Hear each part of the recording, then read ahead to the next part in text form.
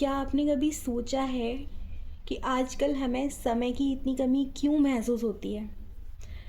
समय पर कभी काम न करने या होने पर हम झल्ला जाते हैं, आग बबूला हो जाते हैं और चिढ़ जाते हैं, तनाव में आ जाते हैं। समय की कमी के चलते हम लगभग हर पल जल्दबाजी और हड़बड़ी में रहते हैं। इस चक्कर में हमारा ब्लड प्रेशर बढ़ जाता है, लोगों से हमारे संबंध खराब हो जाते हैं, हमारा मानसिक संतुलन गड़बड़ा जाता है और कई बार तो दुर्घटनाएं भी हो जाती हैं। समय की कमी हमारे जीवन का एक अप्रिय और अनिवार्य हिस्सा बन चुकी है। क्या आपने कभी ये बात सोची है कि हमारे पूर्वजों को कभी टाइम मैनेजमेंट की ज़रूरत क्यों नहीं पड़ी? तो फिर हमें क्यों पड़ती है? क्या हमारे पूर्वजों को दिन में 48 घंटे मिलते थे और हमें केवल 24 घंटे मिल रहे हैं? आप भी जानते हैं और मैं भी जानता हूँ कि ऐसा नहीं है। हर पीढ़ी को एक दिन में 24 घंटे मिलते हैं, लेकिन 20वीं सदी की शुरुआत से ही हमारे जीवन में समय कम पड़ने लगा है और यह समस्या दिनों दिन बढ़ती ही जा रही है। बड़ी अजीब बात है ना, क्योंकि 20वीं सदी की शुरुआत से ही मनुष्य समय बचाने वाले नए नए उपकरण बनाता जा रहा है। 20वीं सदी से पहले कार नहीं थी, मोटरसाइकिल या स्कूटर भी नहीं थे, लेकिन हमारे पूर्वजों को कहीं पहुंचने की जल्दी भी नहीं थी।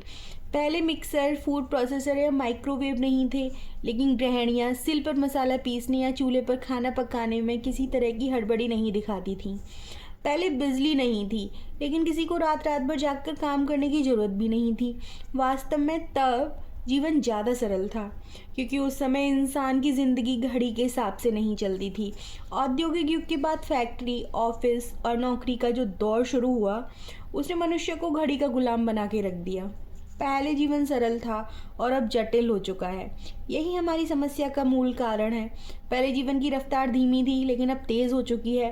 अब हमारे जीवन में इंटरनेट आ गया है, जो पलक झपकते ही हमें दुनिया से जोड़ देता है। अब हमारे जीवन में टीवी आ चुका है, जिसका बटन दबाते ही हम दुनिया की खबरें जान लेते हैं। अब हमारे पास कारें और हवाई जहाज़ हैं, जिनसे हम तेज़ी से कहीं भी पहुंच सकते हैं। अब हमारे पास 3G मोबाइल्स हैं, जिनसे हम दुनिया में कहीं भी किसी से भी बात कर सकते हैं और उसे देख भी सकते हैं। आधुनिक आविष्कारों ने हमारे जीवन की गति बढ़ा दी है। शायद आधुनिक आविष्कार ही हमारे जीवन में समय की कमी का सबसे बड़ा कारण है। इनकी बदौलत हम दुनिया से तो जुड़ गए हैं, लेकिन शायद खुद से दूर हो गए हैं। यदि आप समय के सर्वश्रेष्ठ उपयोग को लेकर गंभीर हैं, तो इसका सबसे सीधा समाधान यह है कि यदि आप किसी तरह आधुनिक आविष्कारों से मुक्ति पा लें और फिर दोबारा पुराने ज़माने की जीवन शैली अपना लें, तो आपको काफ़ी सुविधा होगी। नहीं नहीं नहीं, यहाँ पे बात चूल्हे पर रोटी पकाने या मुंबई से दिल्ली तक पैदल जाने की नहीं हो रही है। मैं वो लेखक जो हैं, वो तो केवल ये कहना चाहते हैं कि मोबाइल, टीवी, इंटरनेट, चैटिंग आदि समय बर्बाद करने वाले आविष्कारों का इस्तेमाल कम कर देना चाहिए। पहले घड़ी हमारे जीवन पर हावी नहीं हुई थी और इसका सीधा सा कारण यह था कि ज़्यादातर लोगों के पास घड़ी थी ही नहीं। पहले अलार्म की घड़ी की कोई ज़रूरत ही नहीं थी, मुर्गे की बांग ही काफ़ी थी। तब 18 की लोकल पकड़ने का कोई तनाव ही नहीं रहता था। जब कोई काम 9 बजे या 9:15 बजे कोई ख़ास फ़र्क नहीं पड़ता था, लेकिन आज पड़ता है। तो इस किताब में क्या है कि जो diabetes, high blood pressure, cholesterol और हृदय रोग की तरह ही समय की कमी भी एक आधुनिक समस्या है, जो आधुनिक जीवन शैली का परिणाम है। यदि आप इस समस्या को सुलझाना चाहते हैं, तो अब आपको अपनी जीवन शैली को बदलना होगा। याद रखें, दुनिया नहीं बदलेगी, बदलना तो आपको ही है। यदि आप अपनी जीवन शैली और सोच को बदल देंगे, तो समय का समीकरण भी बदल जाएगा।